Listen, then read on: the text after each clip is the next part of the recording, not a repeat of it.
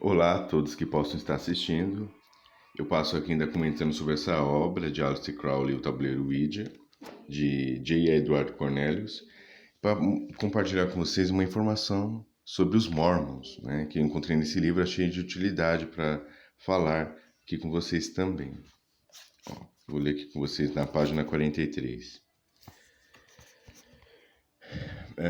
Mesmo The Book of Mormon, o livro dos Mormons, tem sua origem bem enraizada na utilização de cerimonial mágico e divinação angélica por leitura de cristais. É bem sabido que Joseph Smith leu o Tratado Magista de Francis Barrett, conhecido como De Magos, né, de 1801. A partir dele, aprendeu como usar um cristal para obter visões angélicas. Todavia, no início, ele procurou predominantemente tesouros enterrados e objetos perdidos. Toda essa informação veio à luz quando historiadores descobriram que Joseph Smith foi preso como leitor de espelhos fraudulento e considerado culpado em Bainbridge, Nova York, em 1826. Os relatos dos tribunais afirmam que Joseph Smith tinha perscrutado certa pedra para determinar a localização de tesouros escondidos nas entranhas da terra.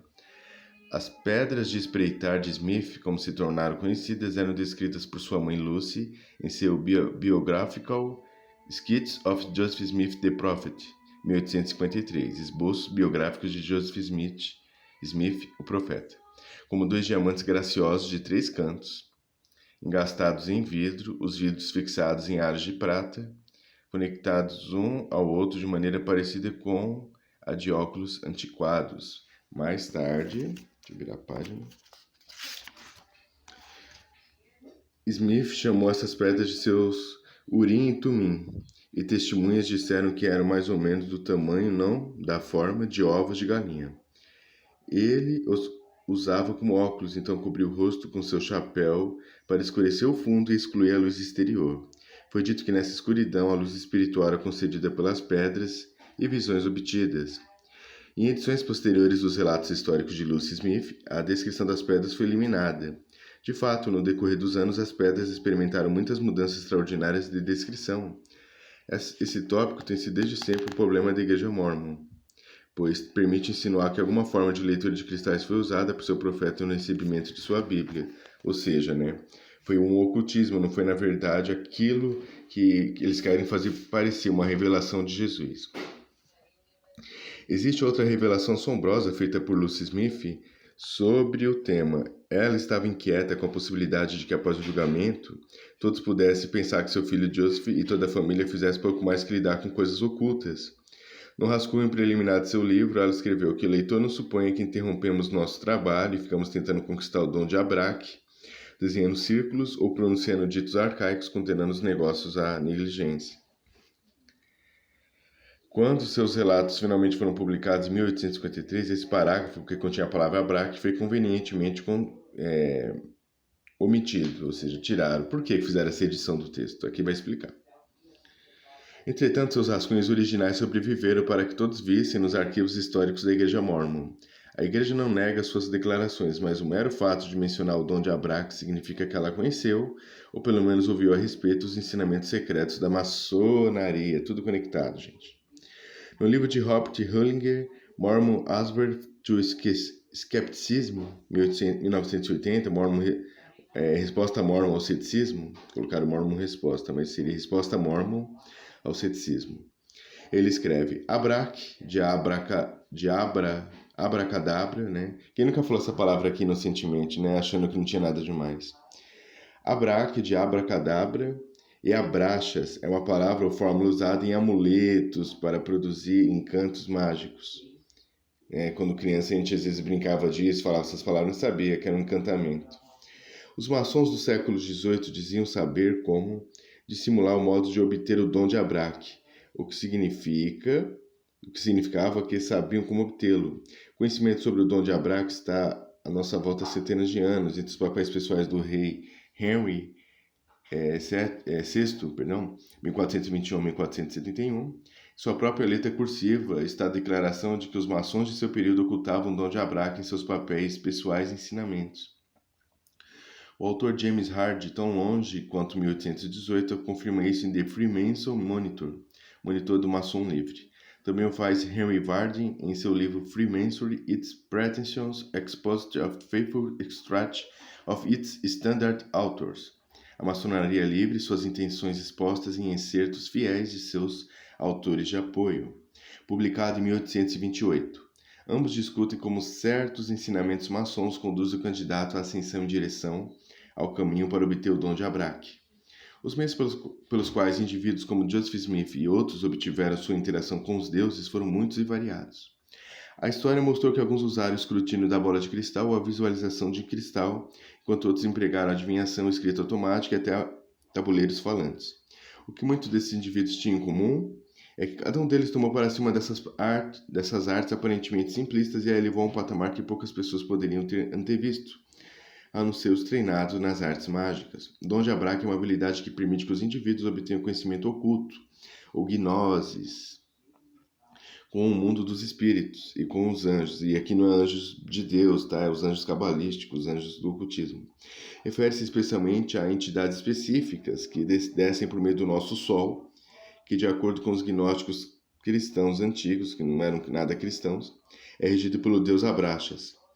O uso consciente ou inconsciente que Joseph Smith fez dessa fórmula começou quando estava procurando tesouros enterrados em 1823, quando uma de suas visões lhe disse que anotações secretas estavam enterradas em Nova York. Não Nova York a cidade, mas o estado de Nova York, né? A localização exata dessas anotações só lhe foi revelada 4 anos depois. Essas anotações ou placas de ouro foram traduzidas com a utilização de suas pedras de espreitar e ficaram conhecidas como The Book of Mormon, o Livro de Mormon. Lembre-se de que foi a mãe de Joseph Smith quem chamou suas pedras de espreitar de diamantes com 3 cantos. Dizem que as pedras mágicas, cujas propriedades melhor refletem o sol, são os diamantes. Especulou-se que as pedras de espreitar de Smith seriam diamantes Herkimer, encontrados em apenas um lugar em todo o mundo, a leste de onde Joseph Smith obteve suas visões, no município de Herkimer, Nova York. Herkimer é um quartzo de duplo acabamento, formado em leitos rochosos, datados de 500 bilhão de anos. Tem qualidade geométrica semelhante à dos diamantes, é muito similar em limpidez e dizem, a seu respeito, ser uma das poucas pedras a rivalizar com os verdadeiros. Metafisicamente, ou em tradições ocultas a respeito de pedras, o Herkimer é associado com a ativação do terceiro olho, ou Ajna Chakra, ou Chakra Ajna, que amplia a capacidade de vidência. De fato, os indígenas americanos usavam o Herkimer como pedras de sonhar. Essas podem ter sido as pedras de espreitar usadas por Smith, mas é difícil, a essa altura, assegurar graças às confusões da igreja sobre o caso ao descreverem as pedras como sendo tudo, desde cristalinas até cor de chocolate.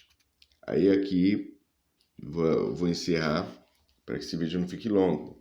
Mas aqui é interessante, caso você não tenha entendido, voltar no início do vídeo, porque aqui está falando que basicamente, né, e eu já tive, vamos dizer assim, o privilégio de ler o livro de Mormon. É uma história até interessante, se você ler sabendo que não é histórica, porque ela fala de índios que eram cristãos antes da chegada de Pedro Álvares Cabral aqui no Brasil e de Cristóvão Colombo nas Américas. Então o cristianismo nem tinha chegado aqui. Mas na visão deles, os moradores aqui da América, eles eram judeus. Porque a população que foi crescendo e teve todo um desenvolvimento civilizatório nesse período, eles falam um monte de coisa. É interessante como ficção, mas não tem exatidão histórica. Você pode ler, é interessante como uma ficção, uma história, mas se você for ver aquilo como histórico, aí deu ruim, porque não é histórico, é tudo menos histórico. Não aconteceu assim. A população indígena que existe aqui, né, nas Américas, ela é de origem ali mongólica. Ela veio pelo Estreito de Bering há pelo menos 40 mil anos atrás. Os especialistas divergem a data, mas por aí, mais ou menos, que se deu a povoação das Américas. Começando ali, obviamente, pelo norte, até chegar aqui. Há outras teorias que falam de polinésios que chegaram aí no litoral ali nas praias ali do Chile, Peru, mas a teoria mais aceita é pelo Estreito de Bering. Mas não tem a comprovação que os estudiosos mormons queriam que tivesse. Eles mesmos do Instituto Smithsonian, né, que muitos dizem ser aí tá ligado de alguma forma à Igreja Mórmon, né? Tentaram fazer teste de DNA para ver a origem dos povos indígenas, principalmente da América Central, que é onde teria sido ocorrida a história, e não tem nenhum traço parentesco com os judeus. E aqui também mostra que a revelação que, segundo o livro, o anjo Moroni teria dado aí para Joseph Smith, e sabe que também tem uma outra parte que diz que o próprio Joseph Smith diz que a Trindade se manifestou perante ele em carne, né? Deus com carne, o Espírito Santo com carne, ou seja, o Espírito Santo não era nem espírito porque tinha carne. Enfim, aquela coisa confusa, mas não era revelação. Tudo indica que foram larvas astrais que apresentaram-se nesses formatos para ele, e tudo dado ao fato dele usar o meio de adivinhação, o meio divinatório, né, que ele chamou de Urim Tumim, mas não é Urim Tumim, Urim Tumim não eram óculos. E ali você vê que tem toda uma explicação da origem da Igreja Mórmon, não é uma origem cristã, tá? Não é aquela coisa que deu-se a entender que ele teria tido uma revelação para não ficar em nenhuma das igrejas da época, porque elas teriam se apartado do verdadeiro evangelho. Mas você vê que não. Você vê que ele, na verdade, por meio de artes mágicas, a adivinhação de bola de cristal, ele foi tendo esse tipo de, entre aspas, revelação, mas não da parte de Deus, da parte de outras entidades. E esse fato, né, muita gente não sabe, mas Joseph Smith era maçom e praticante de magia, né? Há outros escritos como de William Schnoebelen, ele foi mórmon durante muito tempo, e ele explica que a igreja mórmon foi criada para os feiticeiros, para eles se refugiarem quando eles quisessem sair de alguma organização satânica, né? Mas continuando sendo bruxos, né? E eu recomendo que vocês leiam Lúcifer Destronado, tá? Um livro de William Schnoebelen. Entrevista com Ex-Vampiro, onde ele conta um pouco da experiência dele com vampirismo. E outros livros dele, se for de William Schnoebelen, leia. São livros muito bons, muito bem referendados, tá bom? Eu me despeço por aqui, fiquem todos com Deus, até o próximo vídeo.